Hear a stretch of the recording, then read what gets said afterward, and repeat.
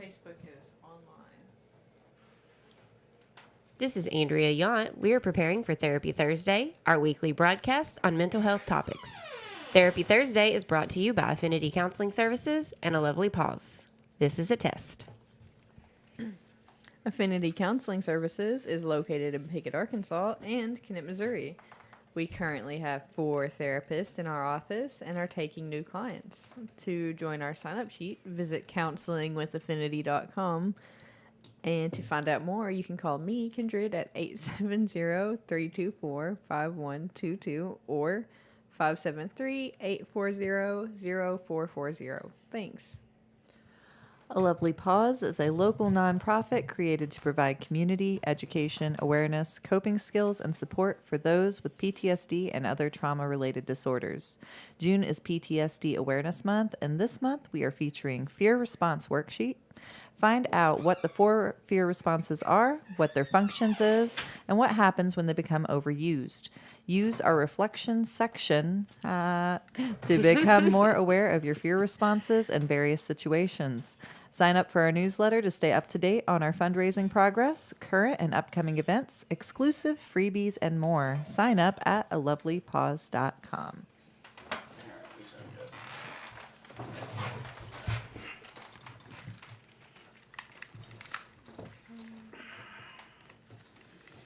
Have gum.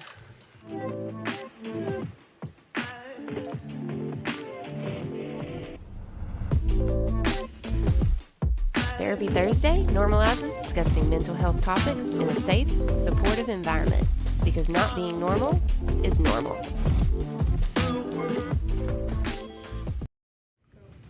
Welcome, everyone, to Therapy Thursday, our weekly installment here at Affinity Counseling Services, where we talk about different mental health topics from a personal and professional perspective. My name is Matthew Yount, lead therapist and president here at Affinity Counseling. Oh, I'm Andrea Yount, and I am co-owner of Affinity Counseling Services, vice president of the board, and chair of the board of A Lovely Pause. And I'm Stacy. I am owner of Hive Minds Marketing, and I am also vice chair of A Lovely Pause. Had to think for a second. Right when we got it down. Right. And I'm behind the camera as always. And my name is Kindred. And I am the office manager with Affinity and the secretary of the board for A Lovely Pause. All right. Well, we're going to be starting a new topic this month. We are. Yeah, we did. We started it last week. Oh, did we? Yeah, we did. Oh, okay. What What is the day? What are days? What are days? What are days? Yeah, we started it last week with What is Trauma? It's PTSD Oh. Awareness Month. 9th. That's Cool. the 9th. It's the 9th. Okay. Yeah, today's April's I guess- birthday. Happy birthday, April. Thank you, Kindred. Yes, happy birthday, April. Happy birthday. All right, so we're continuing on then with our discussion about Yes. PTSD and trauma. And today, what is our topic? We're going to discuss the differences between PTSD and CPTSD. Okay, but before we do that, we might as well give everyone an update on Yes, I A have Lovely that. Pause. I have that info right here. Yeah. So how did the fundraiser go? Well, we had fun. It was a lot of fun, and A fundraiser. we put that. Stacy says we put the fun in fundraiser. Yeah, we do. So that's her marketing brain. Okay. So we raised over $1,600. Yay! So that's great. Thank you. That was awesome.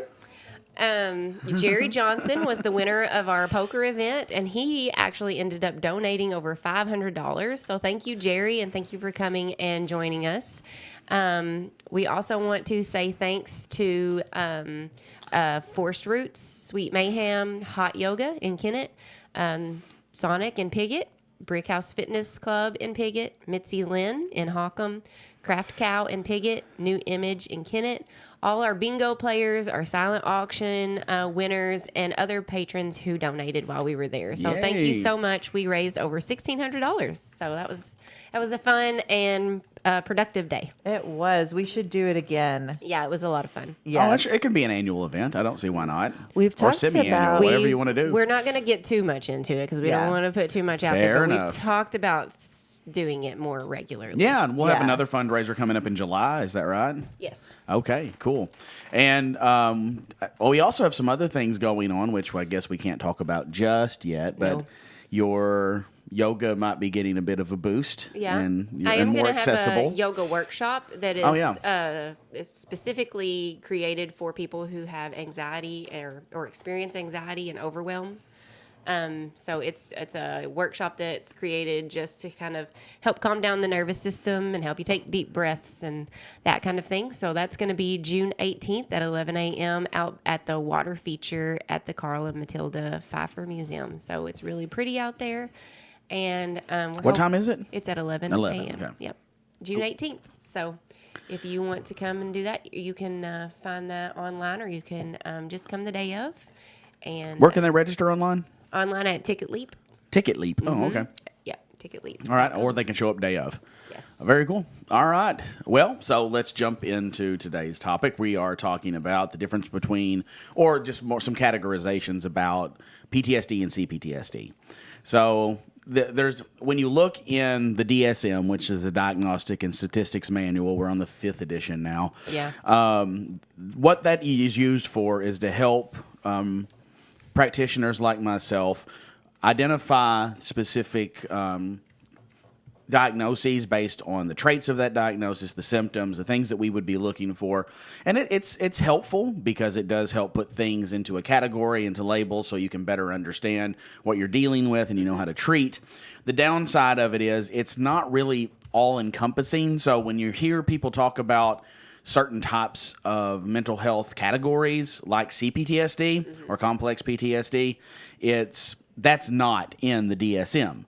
But they're working on the idea of whether it should be or not, but it's just a different way of I have looking my at own personal PTSD. opinions about that. Yeah, well, I'm sure you can share them. This is an opinion piece Yeah. too. But it is, PTSD just stands for post-traumatic stress disorder, and CPTSD just is the complex version of that. Yes, So what makes it complex? Well, PTSD, if you have PTSD, you have post-traumatic stress from a single event that happened. So an event that... Or a few events. Or a few, yes, or that are related usually. Yeah. So, and around the same time usually. So it's like this one time or a few events that happened around the same time that are kind of related, or maybe just happened all at once and you just had a big moment. So you have this one event that you can look back on and be like, that made me have a lot of stress from that. I created PTSD, post-traumatic stress. So what complex trauma is, a lot of those events over long periods of time. So say you have a very traumatic event 1 year, and then 3 months later you have it another time, or it's like sexual abuse, continual sexual abuse for years, or continual child abuse for years. Those are going to create more complex versions of PTSD because it's long periods of time that you're having this trauma, and or multiple traumas, very close together, really big events. And so when that happens, it creates a more complex version of PTSD, which is why it's called CPTSD, or complex trauma. And so as a practitioner, differentiating between those things can be important. When I use a form of therapy called EMDR, and in EMDR, when we're dealing with people we have to differentiate the practices that we're going to use for people with trauma and complex trauma. Because the thing about complex trauma is it's usually very wired into the emotional centers of your brain, and it's deeply connected to other traumatic memories. So where if you take a single episode or just a few episodes of trauma, those things, while still connected in the emotional centers of your brain, they're not that well connected to other traumatic memories because you don't have a lot of other traumatic memories. So when I'm working with a client, if I'm working on a single episode trauma, we can pretty well keep it contained to that memory that we are working on to help reduce the emotions to that memory.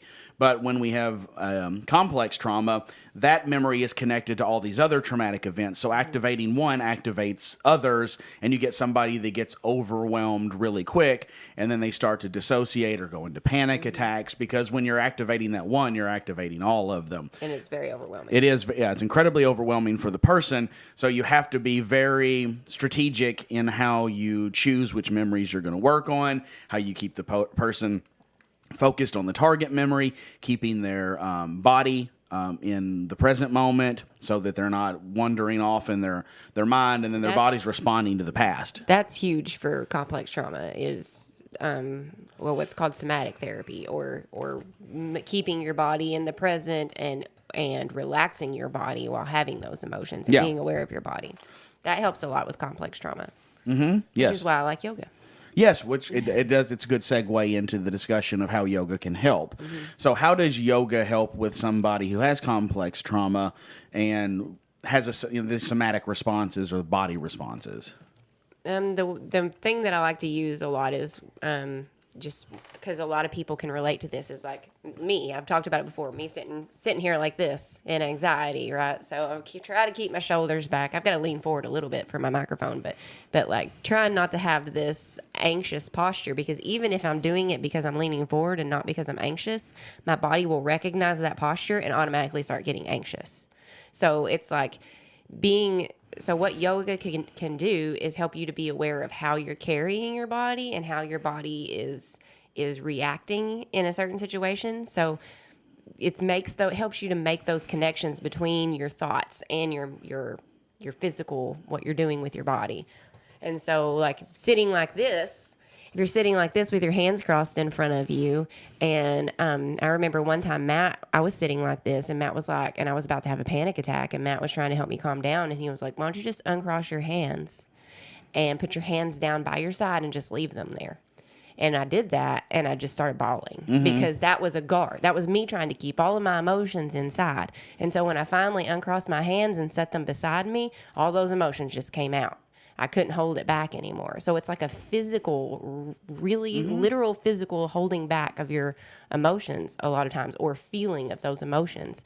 And so what yoga does is it helps you make those connections so that you can help break those cycles of, like, if I get cold and I go outside, it makes me get into this position where I feel like I'm having a panic attack. So then it makes me have a panic attack because my body recognizes this feeling. If I get too cold, I can't handle it, and it makes me have a panic attack. Yes. The emotion that is attached to that pathway. That physical pathway, right? Mm-hmm. Yeah. So the yoga creates new physical pathways. Yes. Right? Yeah. Well, and it helps you to be able to be aware when you're starting to do that, and then helps you be able to put that back where it goes, or like relax a little bit. It can also put you in stress positions.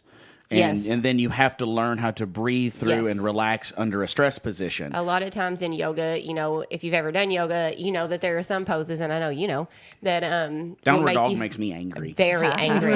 You will be so angry, or just be frustrated, or just be like, why in the world are we doing this? I thought this was supposed to be a relaxing yoga session. But we put people in those, even in relaxing yoga sessions, we put people in those positions so they have those thoughts. And then as a yoga instructor, as a trauma-informed yoga instructor, I'm going to point out that you might be having those thoughts, and then help you guide through breathing and make that connection on trying to let your body be at ease and your mind be at ease, and paying attention to why maybe you're feeling that way in that instance. Yeah, so it helps with these internal conflicts that you have, because trauma creates these body and emotional responses that continue to play out throughout your life when triggered. So it creates this internal conflict in yourself, because when that stuff gets triggered, you have a response that wants to push back or conflict with what you're experiencing as a means of suppression.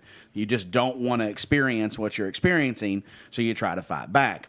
And one thing about all continual conflicts, whether it's within yourself or with other people, they all have a point where the conflict becomes unproductive and breaks down, and then so a pattern develops.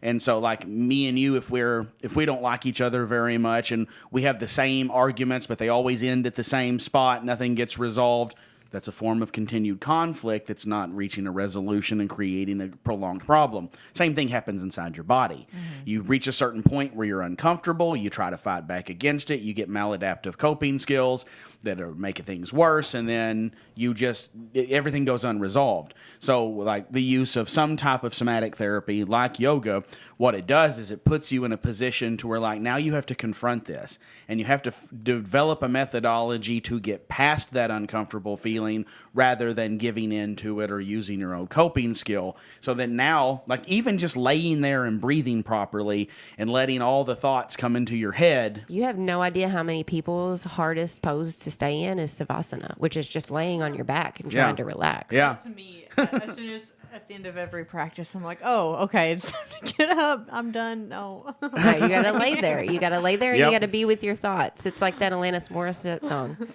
You know, like, why are you so petrified with silence? Yeah, sure. Here, can you handle this? Yeah, it's just quiet. I can handle silence. I just don't like laying there and be like trying to be still, actively trying to be still. Yeah, you have to learn how to relax your body and relax your mind. And it's really hard for a lot of people because their mind's constantly going. Or like people, especially with ADHD, because your mind's like trying to jump all over the place, you know? So, or I need to do this, I need to get this done.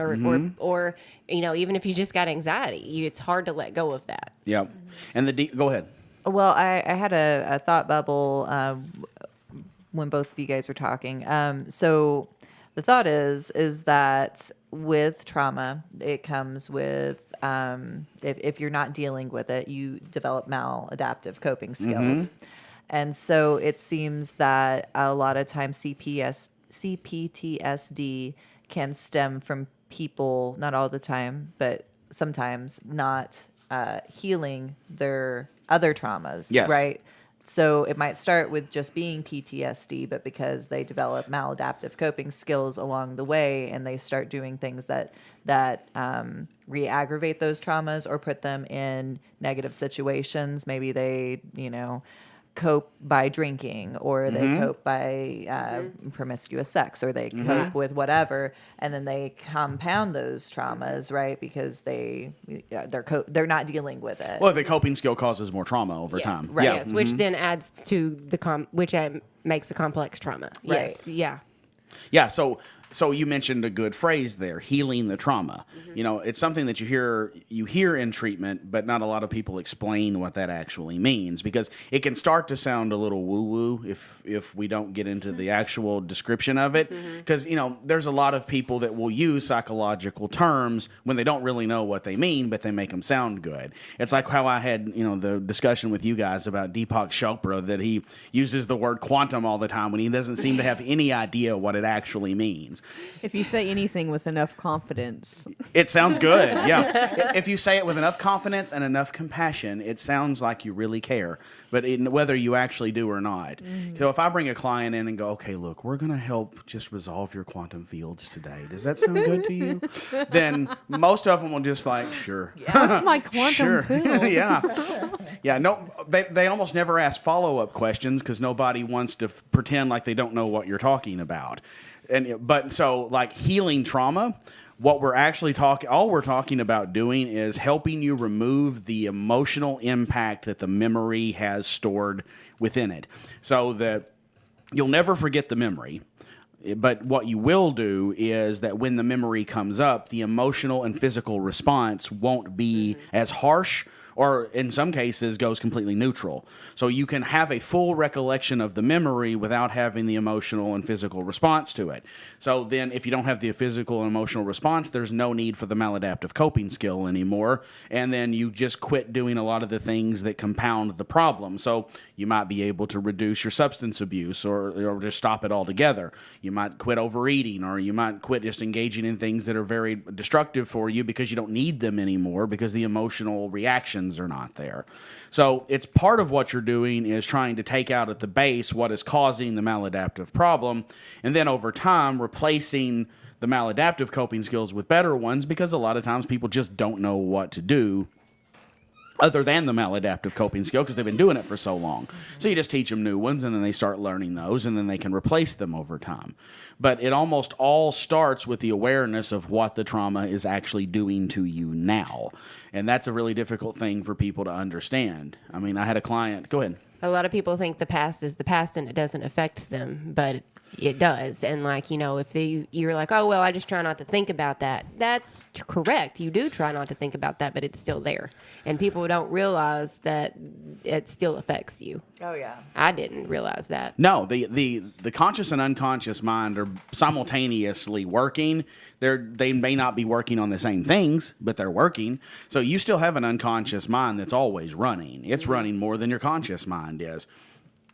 And anything that's ever an issue for you is still back there and it still exists, and it still has an effect on you, and it still can be triggered very easily to even bring out its more profound effects. But even if it's not being triggered, it's still having an effect on you.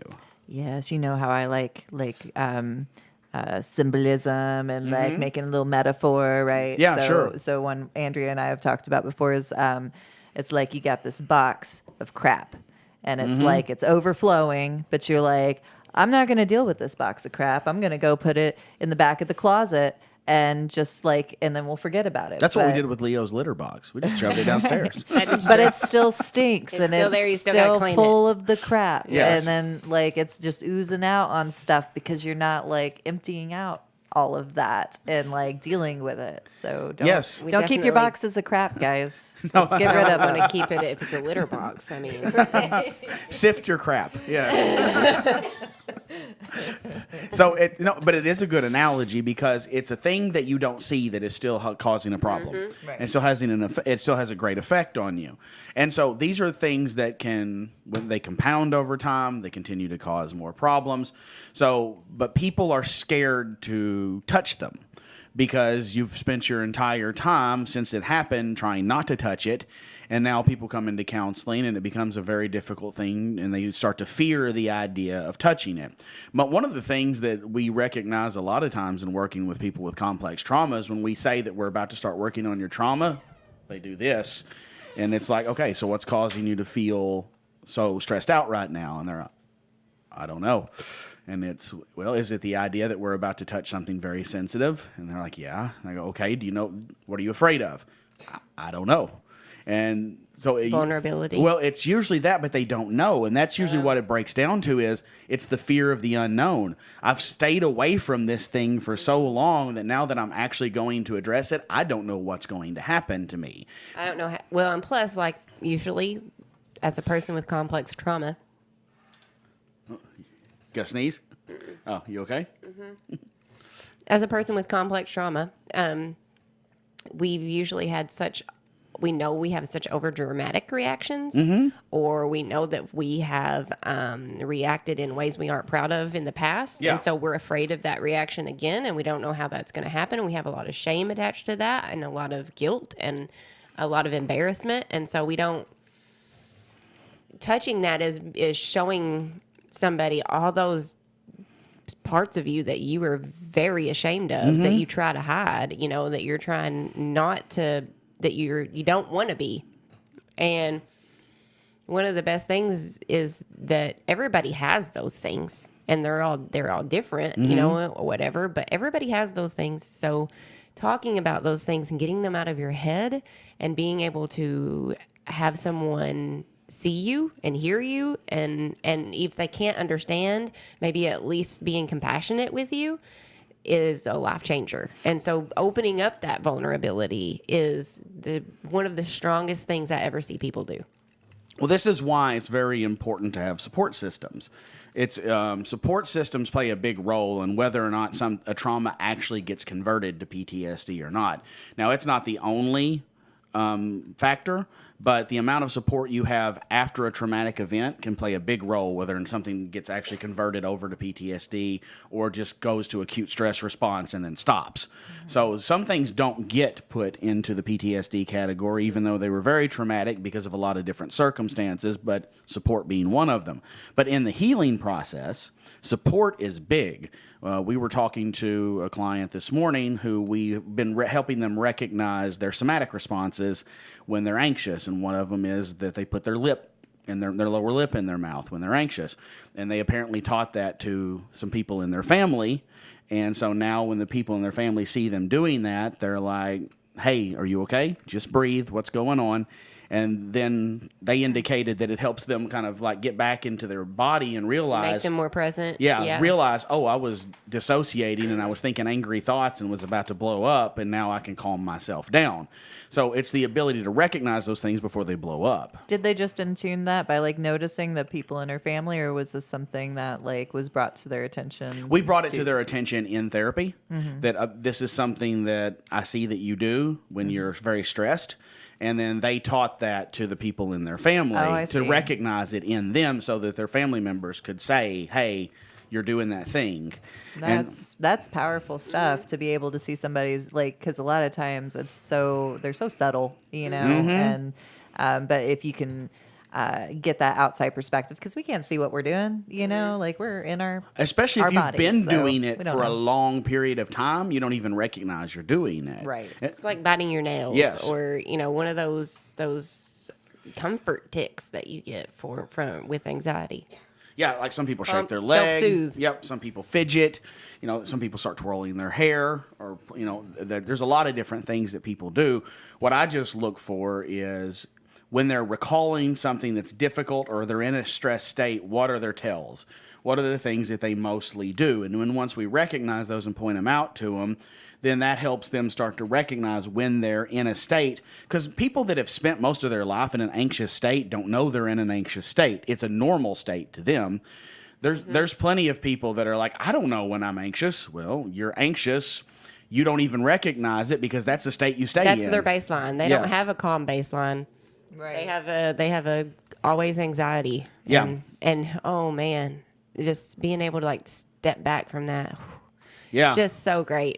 Yeah, it can be a major relief when somebody starts to recognize when they're having anxiety, because once they can see it or other people can see it in them, then they have the opportunity to see that they're in it, do the coping skills you've taught them, step back and actually feel calm for a little bit. And people get like very astounded by the idea of how quickly we can take them from a very stressed place to a calm place in such a short amount of time within a session.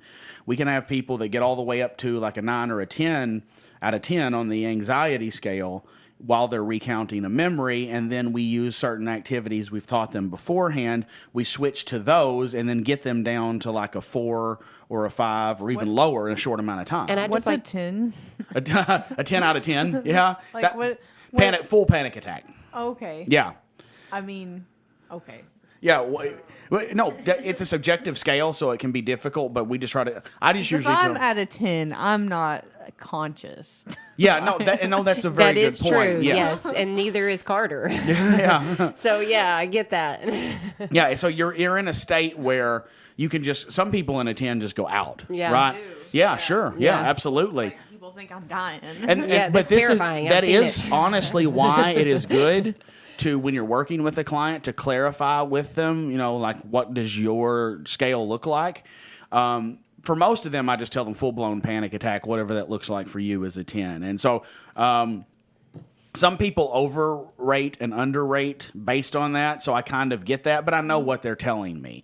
When they're saying I'm at a 10 right now, but they're still just kind of there, it means internally they feel like they're about to explode, but out here they still look like they kind of got it together. Right, like I could be at a 10 and you wouldn't know it. I feel like. Yeah, same. You Yeah. wouldn't know it until I literally Until you passed Until you out. passed Yeah. out, yeah. It's like, oh, okay, I guess that was a 10. All right. So, but people get surprised how quickly that can come down from just a few very simple activities that you can get someone down to a very manageable And range. I would like to point out that most of those activities are somatic ones. They are. It's getting your body under control. The vast majority of it is body control. Go ahead. There's the grounding technique. So the 5, 4, 3, 2, 1. Using your senses. 5 things you can see, 4 things you can touch, 3 things you can smell, 2 things you can hear, and it doesn't matter which order you put Nah. them in. Just use your senses. Yeah. And so that's a grounding technique, and then just breathing in for 5 seconds, breathing out for 4 seconds, breathing in for 3 seconds. I teach people to breathe Yeah. in fast, out slow, because it down regulates your heart rate faster that way. And there's other techniques we use too. And then there's 3-part breathing, which I teach in yoga a lot. It's one of my favorite ways to do it. It just sends your breath. It's like sending your breath to every part of your body, and so that's what that does. And there's a lot of different ways to do it, but they all are very somatic. Yeah, and it's all about finding what works best for the person. Because I've had people come in and tell me that, like, I'm sorry, I've tried breathing techniques, they don't work. And I'm like, well, what have you tried? They tell me. I go, okay, well, let's try a different one. And then I show them one, and they're like, oh, Yeah. they're drunk after it. Right. Like, okay, that worked. There's one that you use a lot that makes me anxious. I can't Yep. do it because it creates anxiety in me. And then, so like, it just depends on the person. So there may be a breathing exercise that made things worse for you. And then you come back and you try a different one, and it's the right one. I swear I've tried to explain that to Kiefer. Yeah. Because he'll be like, try this breathing exercise. And I'm like, no. Is it the Wim Hof, the one? No, I don't know. It's like the fast one. Whatever it is. Yeah. That's the Wim Hof one. Well, that's sort of like that. That's more. That's that type of breathing. It's not fast. Okay. It's more all the way in, halfway out. All the way in, halfway out. Yeah, that makes me anxious. I could do it before, but I have to be already be not anxious, or to give me in an anxious state. Yeah. So this is why you kind of got to know your client and find things that work for them, and that's why you need a lot of tools in the toolbox. Just like in yoga, there's some positions that work better for other people. Yes. And you just kind of got to get to know the person. But this is why you need a support system, and you need your own level of understanding with your PTSD. It's so you can better have an understanding of how to respond to it and help other people that are trying to help you better respond. Yeah. So, I mean, that's a little bit about PTSD. And complex trauma and the differences. So PTSD is one event. Complex is multiple That's not one. events. It can just be. It's not a multitude of events Over long periods of time. Yeah, right. Yeah.